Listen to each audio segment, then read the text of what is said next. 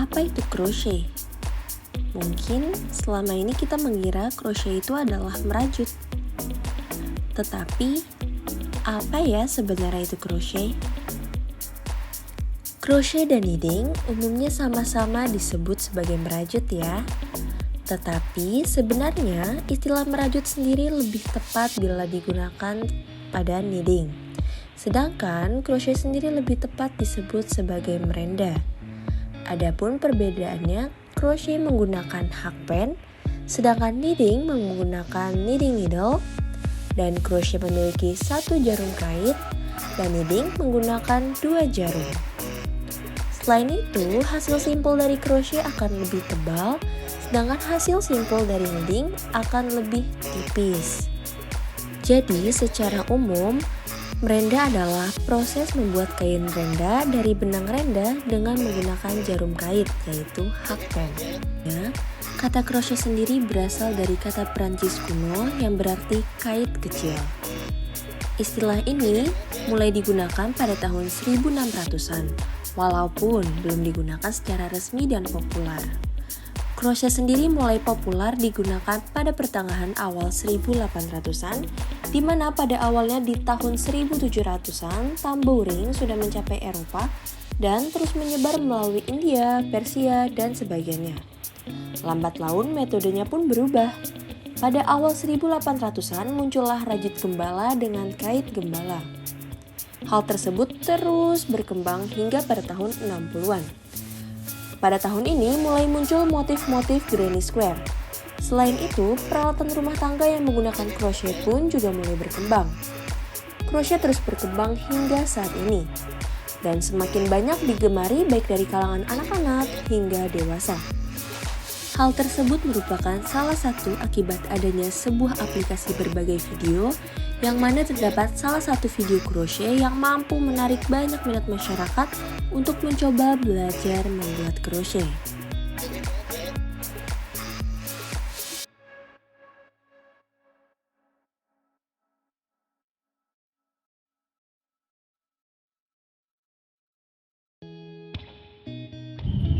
Alat utama yang kita butuhkan dalam proses pembuatan crochet ialah hakpen.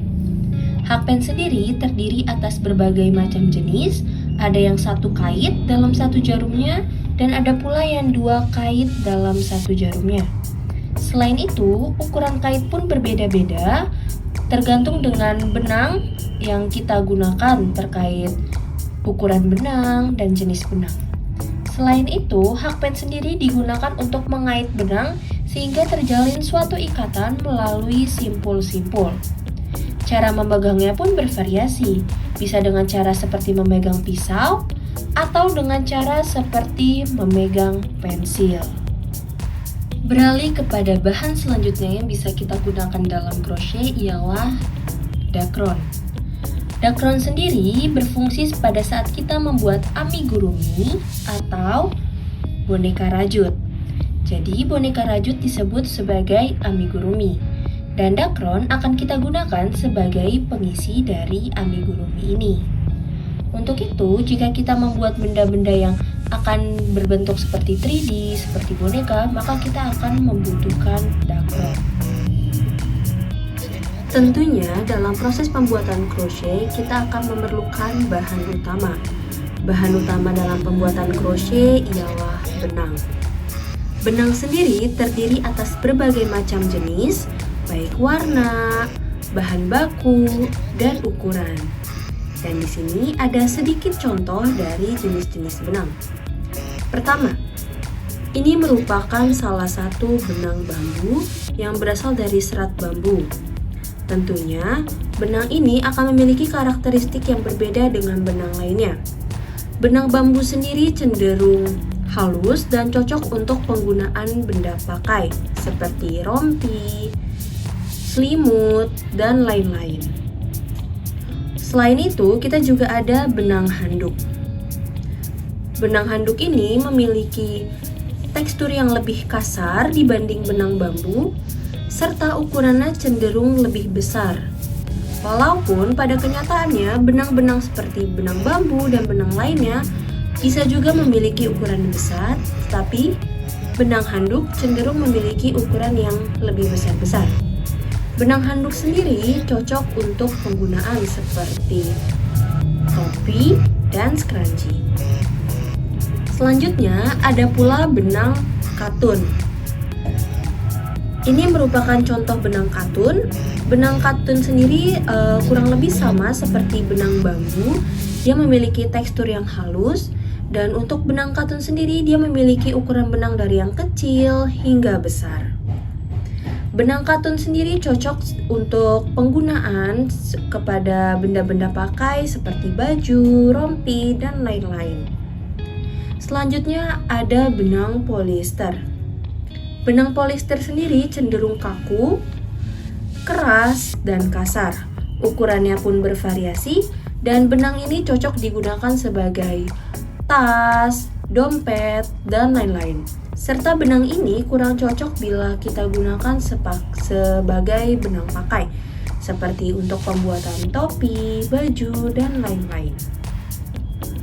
Selanjutnya ada pula benang akrilik. Benang akrilik sendiri cenderung lembut, mirip seperti benang bambu dan benang katun.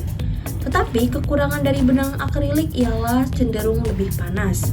Untuk itu, benang akrilik cocok digunakan sebagai benda pakai bila digunakan pada saat musim dingin. Tetapi untuk cuaca seperti di Indonesia, benang akrilik kurang sesuai bila kita gunakan. Benang akrilik sendiri cocok bila digunakan sebagai amigurumi karena memiliki tekstur yang halus, mudah. Selain itu, dia juga memiliki ukuran yang beraneka ragam macam dan warna pun beragam. Selain benang akrilik, amigurumi juga cocok menggunakan benang-benang lainnya sesuai dengan kebutuhan kita. Selain itu, selain benang-benang yang berbeda ukurannya, ada pula benang yang memiliki warna yang bermacam-macam pada satu gulungannya. Ini merupakan contoh dari benang yang memiliki berbagai macam warna dalam satu gulungannya dan ini tidak terputus. Benang seperti ini cocok digunakan sebagai benang-benang untuk pembuatan produk-produk wearable seperti selimut, baju, rompi, topi, shawl, dan lain-lain. Tetapi semuanya kembali lagi kepada selera dan penggunaan kita untuk keperluan apa. Alat selanjutnya ialah stitch marker. Stitch marker sendiri merupakan penanda setiap baris yang kita lakukan. Sebagai pemula, tentu kita butuh bantuan untuk menandakan baris-baris yang telah kita buat. Bentuk stitch marker sendiri mirip seperti peniti, tetapi dia tidaklah tajam. Dan cara penggunaannya pun mirip seperti menggunakan peniti. Alat selanjutnya yang kita butuhkan ialah jarum tapestri. Pada saat kita ingin menutup sebuah amigurumi atau mengakhiri crochet, tidak jarang kita akan membutuhkan bantuan jarum tapestri agar memudahkan kita untuk menjahit kembali sisa-sisa benang yang masih panjang agar tidak terlihat. Serta pada saat membuat amigurumi, jarum tapestri sangat berguna untuk membantu menutupnya. Jarum tapestri sendiri mirip seperti jarum sulam, tetapi perbedaan yang paling mencolok ialah jarum tapestri tidak tajam. Dan cara penggunaannya pun juga mirip seperti jarum sulam, tetapi dia tidak tajam dan ada pula yang berbentuk bengkok seperti ini. Untuk bahan jarum tapestri sendiri ada yang menggunakan plastik, ada juga yang menggunakan stainless steel. Selanjutnya, pada saat pembuatan crochet, kita akan membutuhkan safety eyes. Safety eyes sendiri kita butuhkan pada saat pembuatan amigurumi atau boneka rajut. Nah, pada saat kita membuat amigurumi, kita akan membutuhkan safety eyes. Safety eyes sendiri terdiri dari berbagai macam ukuran, tergantung dengan kebutuhan dan ukuran boneka yang akan kita buat. Pada crochet sendiri terdapat dua jenis pattern, yaitu pattern dalam bentuk tulisan serta diagram atau simbol. Pattern tertulis sendiri lebih mudah digunakan oleh para pemula. Tetapi jika ingin menggunakan pattern yang lebih tergambarkan secara visual, maka dapat menggunakan pattern diagram. Namun, apapun pattern yang kita gunakan, hal terpenting adalah kalian mampu menghafal singkatan maupun simbol dari pattern crochet.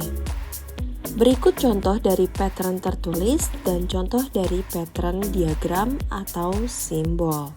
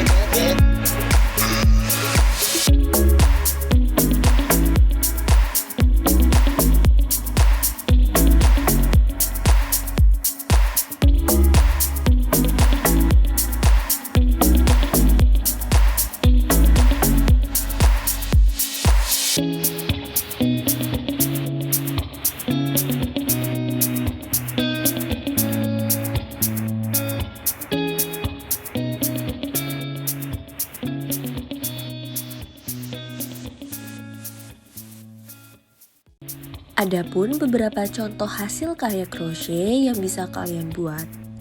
Namun, sebetulnya masih banyak sekali contoh-contoh karya lainnya yang dapat kalian cari melalui berbagai media, seperti media sosial, internet, dan sebagainya. Itu tadi materi kita pada hari ini. Semoga dapat membantu, dan hal yang terpenting perlu kita ingat pada saat pembuatan crochet ialah harus sering-sering berlatih. Untuk itu tetap semangat dan terima kasih.